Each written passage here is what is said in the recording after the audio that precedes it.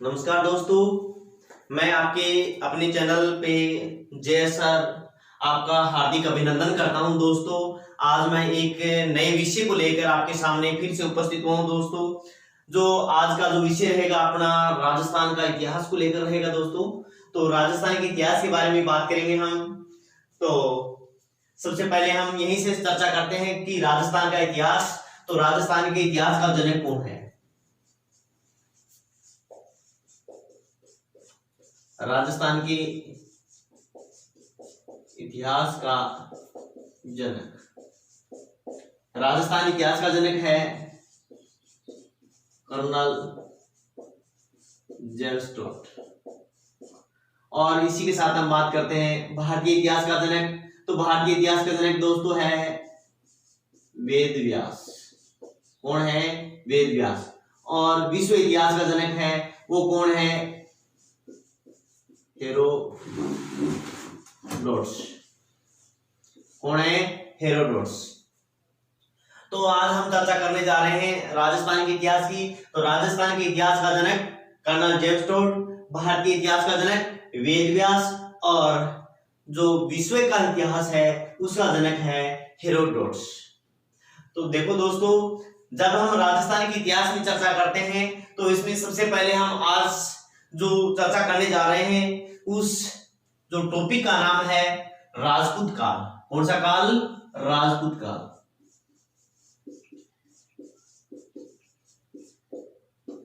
तो देखो, राजपूत काल के बारे में बात करेंगे तो सबसे पहले अपने देखने को मिल रहा है कि राजपूत है।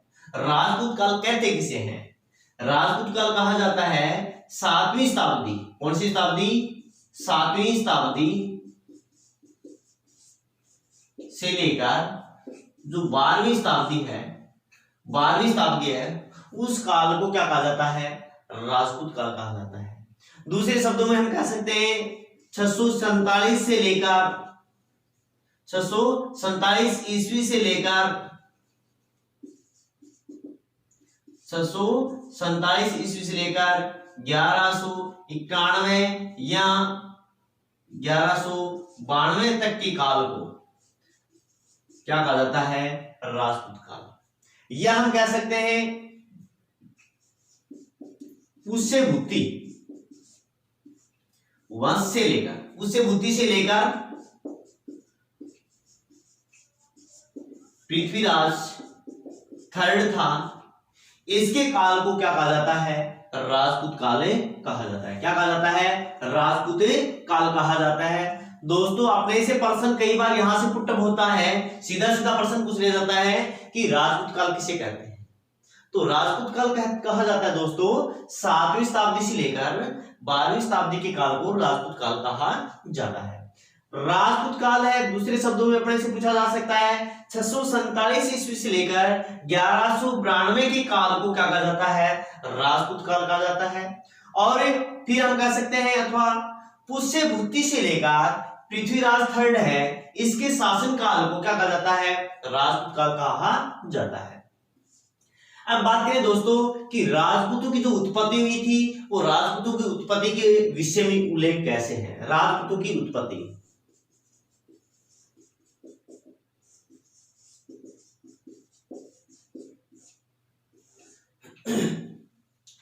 राजपूतों की उत्पत्ति के बारे में कहा जाता है कि राजपूतों की उत्पत्ति है वो कैसे हुई थी। क्योंकि राजपूतों के बारे में बताया जाता है कि राजपूतों का जो उल्लेख मिलता है वो 647 से लेकर 1192 के काल को क्या कहा जाता है? राजपूत काल कहा जाता है। क्योंकि राजपूत शब्द से ही जाहिर हो रहा है, राजपूत है उसका शाब्दिक अर्थ क्या है?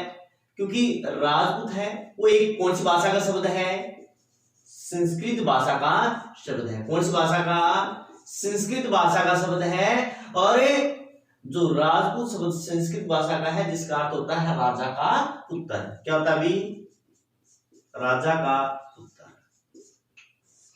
यानी राजपूत है वो संस्कृत भाषा की का शब्द है जिसका अर्थ होता है राजा का पुत्र, यानी राजपुत्र।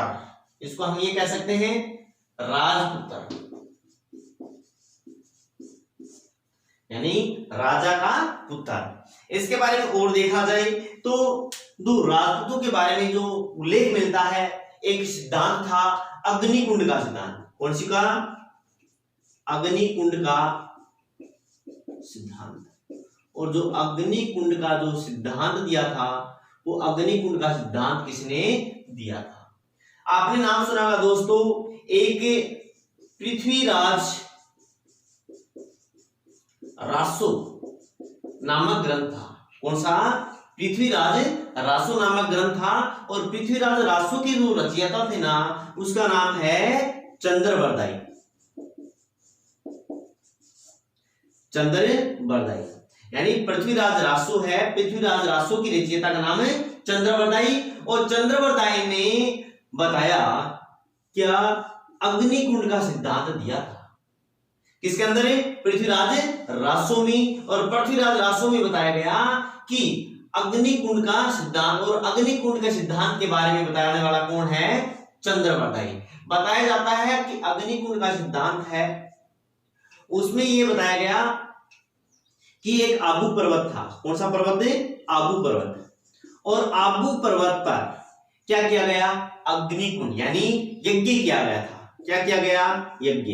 और उस यज्ञ से बताया जाता है 4 राजपूत जातियां उत्पन्न हुई थी। और ये आबू पर्वत पर जो अग्निकुंड का सिद्धांत देने वाला तो था, तो अग्निकुंड का सिद्धांत यानी यज्ञ करने वाला कौन था?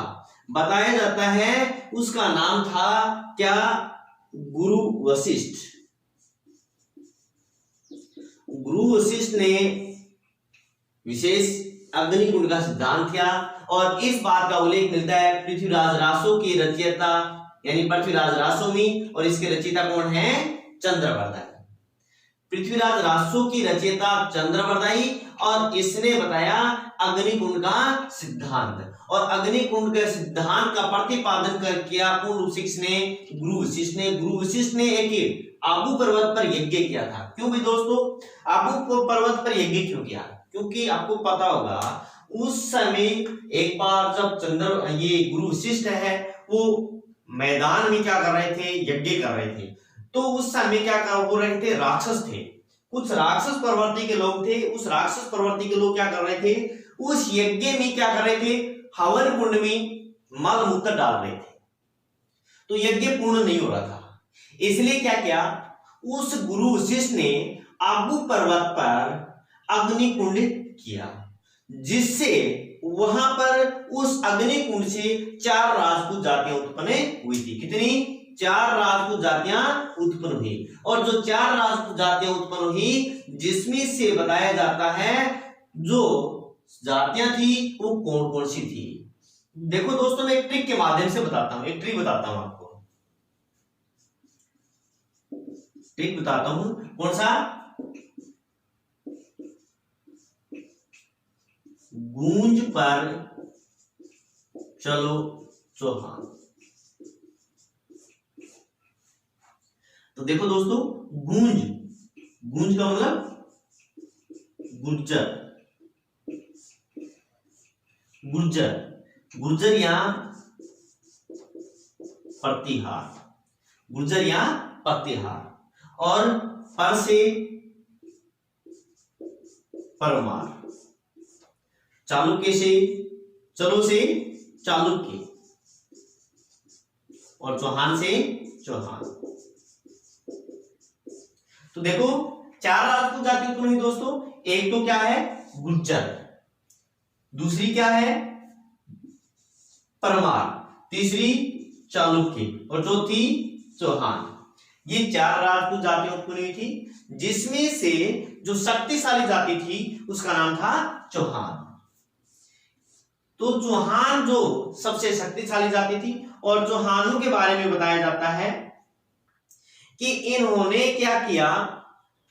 राक्षसों का वध किया। कैसे?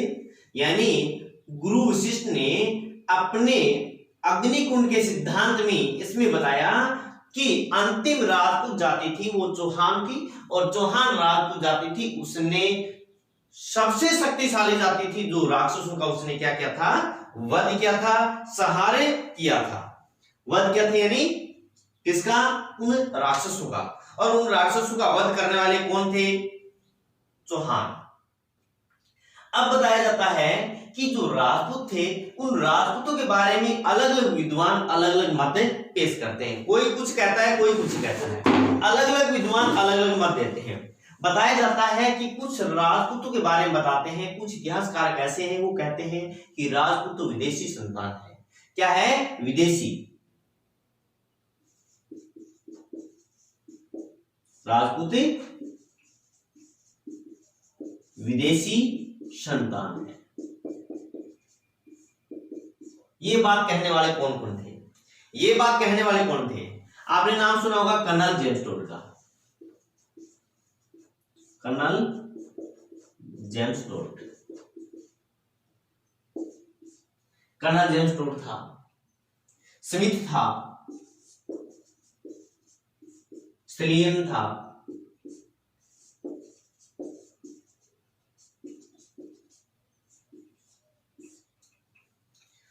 कुक था, यानी ऐसे कई जो लोग थे उन्होंने कहा कि ये तो विदेशी संतान है। कौन कौन है? हमने कहा है colonel James Tod, Smith, Marshall, Cook. Marshall भी था एक भाई। इसने भी क्या कहा कि राजपूत तो क्या है? विदेशी संतान है। इसके बाद में हम देखते हैं कि कुछ इतिहासकारों ने कहा कि राजपूत तो हुनों की संतान है।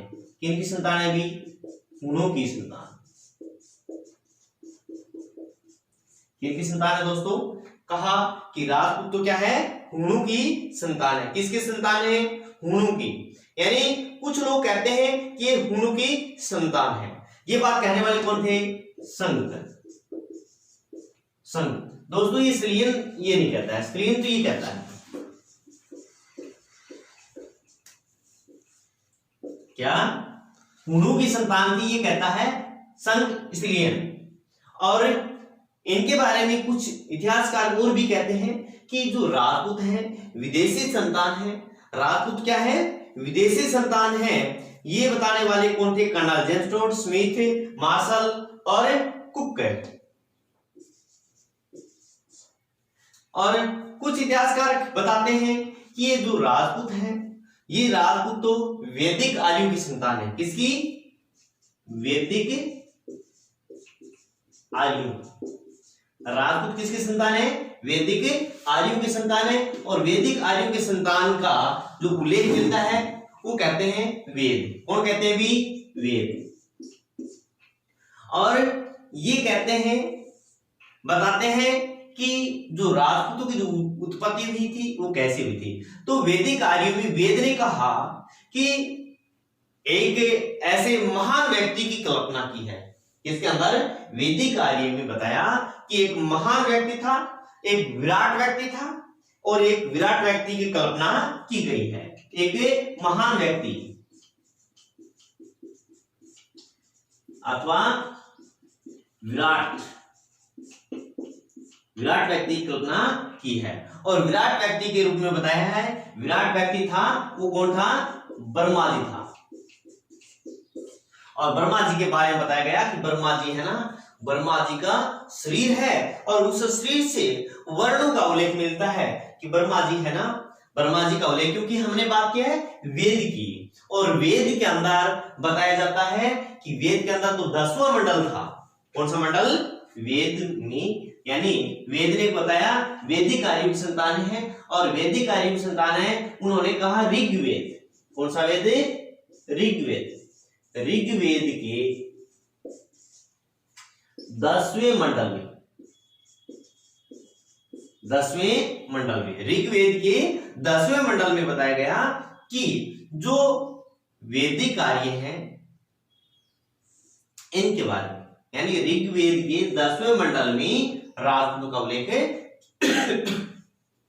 सॉरी दोस्तों, ऋग्वेद के 10वें मंडल में उल्लेख किया है। और इसमें बताया गया कि एक महान व्यक्ति है, एक विराट व्यक्ति है। और वो विराट व्यक्ति कौन है? ब्रह्मा जी। और ब्रह्मा जी है, ब्रह्मा जी के बारे में बताया गया जो विराट व्यक्ति है, उन विराट व्यक्ति के शरीर से 4 वर्णों का उल्लेख मिलता है। दोस्तों कितने वर्णों का उल्लेख मिलता है? 4 वर्णों का। दोस्तों कितने वर्णों का? 4। दोस्तों एक बार इसका स्क्रीनशॉट ले लो, फिर हम आगे बढ़ते हैं।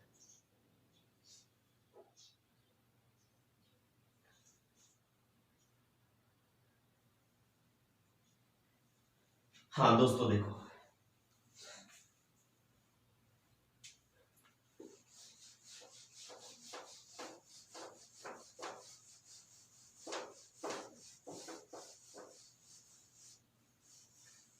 देखो दोस्तों हमने बात की है ऋग्वेद है,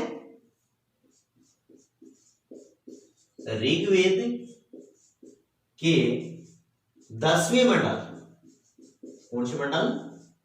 10वें मंडल। 10वें मंडल में बताया गया कि जो एक महान व्यक्ति की कल्पना की है, महान व्यक्ति, और महान व्यक्ति के रूप में किसको बताया है? ब्रह्मा जी को। किसको बताया दोस्तों?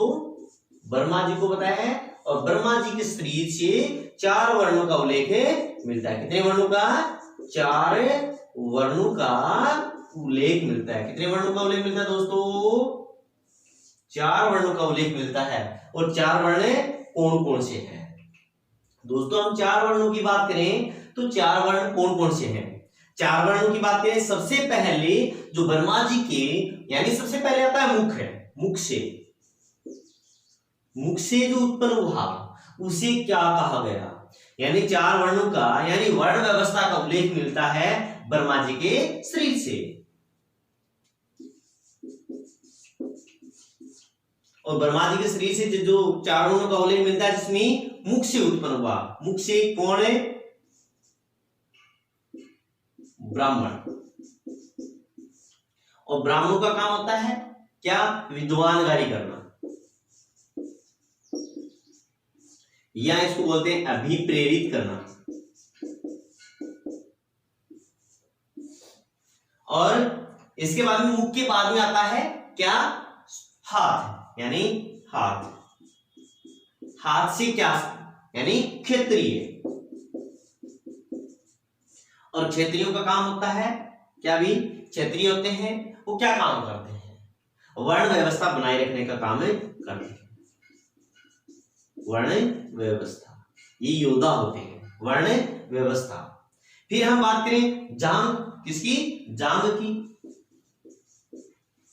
तो दोस्तों हम जांग की बात करें तो जांग से जो उत्पन्न हुआ, जांग से उत्पन्न हुआ कौन? जांग से कौन उत्पन्न हुआ? अभी वेद से।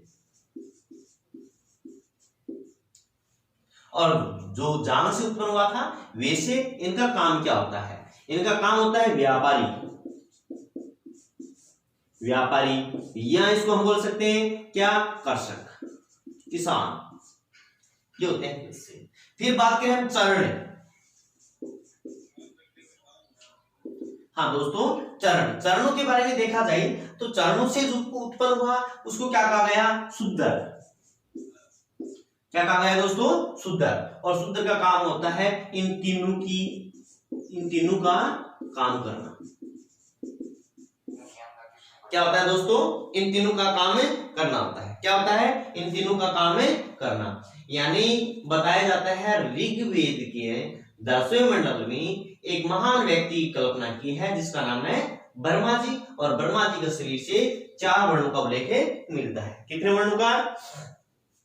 दोस्तों 4 वर्णों का उल्लेख मिलता है। और 4 वर्णों का उल्लेख मिलता है तो बताया जाता है कि वर्ण व्यवस्था का उल्लेख है वो किसके अंदर है? ऋग्वेद के 10वें मंडल में। ऋग्वेद के 10वें मंडल में उल्लेख मिलता है, इसमें बताया गया है कि मुख से ब्राह्मण, हाथ से क्षत्रिय, जांग से वैश्य और चरण से शूद्र, ये 4 प्रकार की वर्ण व्यवस्था का उल्लेख मिलता है। कितनी? 4 प्रकार की। अब देखो दोस्तों, मैं इस बात को एक बार मैं रिपीट करता हूं आपके लिए, फिर से रिपीट करता हूं। मैंने कहा है क्योंकि आपके लिए मैंने ये जो टॉपिक स्टार्ट किया है, तो आपके लिए ये नहीं कि केवल मात्र यहाँ मैं ये करना चाह रहा हूं कि आज से स्टार्ट किया है तो भविष्य में, क्योंकि अभी चल रहा है लॉकडाउन। अभी क्या चल रहा है दोस्तों? लॉकडाउन चल रहा है। और लॉकडाउन में अपने को घर में रहकर, सुरक्षित रहकर और अपने आप की तैयारी करनी है, प्रिपेयर करना है अपने आप को। और जब ये लॉकडाउन हटने के बाद जो भी एग्जाम हो उस एग्जाम को अपने को फाइट करना है, भले अपने का कुछ भी हो जाए। तो इसलिए दोस्तों मैं आपको ये तो तैयारी करवा रहा हूं, या आपके लिए जो ये टॉपिक हमेशा के लिए तैयार रहेगा, हमेशा के लिए, तो वो हमारे माइंड में भी हमेशा के लिए कवर बनाए रखना जरूरी है। देखो दोस्तों मैं आपको फिर से बताता हूं, मैंने बात की है राजस्थान के इतिहास में। राजस्थान के इतिहास का जनक किसे माना है? कर्नल जेम्स टोड को, कर्नल जेम्स टोड को। और भारतीय इतिहास का जनक किसे माना जाता है? वेद व्यास को। किसको? वेद व्यास को। तो आपको पता होगा वेद व्यास ने महाभारत की रचना की थी, और कर्नल जेम्स टोड है उसने एंटिक्विटीज ऑफ राजस्थान की रचना की थी, यानी analysis of antiquities of Rajasthan. तो ये विश्व इतिहास का जनक है हेरोडोटस। अब हम यहाँ पर बात करने जा रहे हैं, क्योंकि हम राजस्थान के इतिहास के बारे में बात करेंगे, उसमें हम आज तक जो टॉपिक स्टार्ट किया था राजपूत काल। और राजपूत काल में हमने चर्चा की थी कि राजपूत काल किसे कहते हैं। 7वीं शताब्दी से लेकर 12वीं शताब्दी के काल को कहा जाता है राजपूत काल कहा जाता है। 647 से 1192 तक के काल को राजपूत काल कहा जाता है, या पुष्यभूति से लेकर पृथ्वीराज के काल को राजपूत काल कहा जाता है। फिर हमने चर्चा की थी कि राजपूत है उनकी उत्पत्ति को लेकर, राजपूतों की उत्पत्ति का उल्लेख मिलता है क्योंकि हमारा एक जो लेखक की बात की थी, एक ग्रंथ था पृथ्वीराज रासो, और पृथ्वीराज रासो की रचयिता कौन है? चंद्रवरदायी। और चंद्रवरदायी ने अपने जो ग्रंथ है उसमें बताया कि जो राजपूतों की उत्पत्ति कैसे हुई थी। तो राजपूतों की उत्पत्ति को लेकर एक सिद्धांत मिलता है जिसका नाम है अग्निकुंड का सिद्धांत। और अग्निकुंड का सिद्धांत दिया था गुरु वशिष्ठ ने, क्योंकि गुरु वशिष्ठ ने कैसे, गुरु वशिष्ठ ने एक यज्ञ किया था आबू पर्वत पर, और आबू पर्वत पर यज्ञ किया था। उस यज्ञ से 4 राजपूत जाति उत्पन्न हुई थी। 4 राजपूत जाति उत्पन्न हुई थी, वो कौन कौन सी? एक ट्रिक के माध्यम से बताया था हमने, गूंज पर चलो चौहान, गुर्जर या प्रतिहार, चाल परमार, चालुक्य, चौहान, जिसमें शक्तिशाली जाति थी जिसका नाम था चौहान। और चौहानों की जो उत्पत्ति हुई थी वो कैसे हुई थी, उनके बारे में हमें प्रमाण मिलता है। फिर हम बात करें कि राजपूत है, इनके बारे में बताने वाले कौन कौन थे, जैसे विदेशी जातियों की संतानें, जैसे विदेशी जातियों, यानी विदेशी जातियों की संतानें, ये ग्रंथ है जो बातें बताने वाले हैं, वो जो कौन है राजपूत विदेशी जातियों की संतानें हैं, ये कहने वाले थे colonel James Tod, Smith, Cook, Marshall, ये हुनों की संतानें थी, ये कहने वाले कौन थे? संघ स्त्रीलियन, ये कहने वाले थे। फिर बात करें कि ये राजपूत है वैदिक आर्यों की संतानें हैं, किसकी? वैदिक आर्यों की। तो वैदिक आर्यों की संतानें हैं, ये बात करने वाले कौन थे? वैदिक आर्यों की संतानें कहने वाले थे ये वेद थे। कौन थे?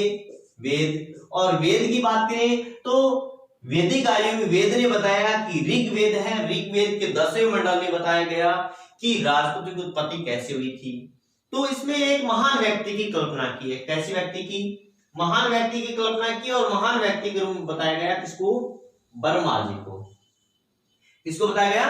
वर्मा जी को। और वर्मा जी के बारे में बताया गया कि जो महान व्यक्ति था उसके शरीर से 4 प्रकार के वर्ण व्यवस्थाओं का उल्लेख मिलता है। 4 प्रकार के वर्ण, और 4 प्रकार के वर्ण व्यवस्थाओं का उल्लेख मिलता है, जिसमें बताया गया दोस्तों कि जो 4 प्रकार के वर्ण है ना, उसमें मुख से जो उत्पन्न हुआ उसे क्या कहा गया? ब्रह्मा जी, यानी सॉरी ब्राह्मण। क्या कहा गया? ब्राह्मण। और ब्राह्मण का काम क्या होता है? अभी विद्वानगारी करना या अभिप्रेरित करना। फिर बात करें हम हाथ से, जो हाथ से उत्पन्न हुआ उसे क्या कहा गया? क्षत्रिय। क्या कहा गया? क्षत्रिय। और क्षत्रियों का काम होता है वर्ण व्यवस्था बनाए रखना। फिर बात करें दोस्तों जांग, जांग से उत्पन्न हुआ उसे वैश्य, और इनका काम होता है व्यापारी या शासक। और चरण से उत्पन्न हुआ उसे शूद्र, और इन तीनों का कार्य करने का काम होता है शूद्र का होता है। देखो दोस्तों इसका स्क्रीनशॉट ले लीजिए, और इस टॉपिक को हम आगे बढ़ाते रहेंगे प्रत्येक दिन इसी प्रकार से। तो दोस्तों यदि आप अपने इस चैनल पर नए हो तो प्लीज इस चैनल को आप लाइक करिए, सब्सक्राइब कीजिए, और फिर भी आपको इस प्रकार से कोई बात ऐसे लगे तो प्लीज कमेंट करिए और बताइए, जिससे कि आपको भी कुछ ऐसा लगे कि हम वास्तव में एक ऐसी जो चैनल पद्धति है उस चैनल पर हम पढ़ रहे हैं, आपको ऐसा एहसास होना चाहिए। थैंक यू, धन्यवाद दोस्तों।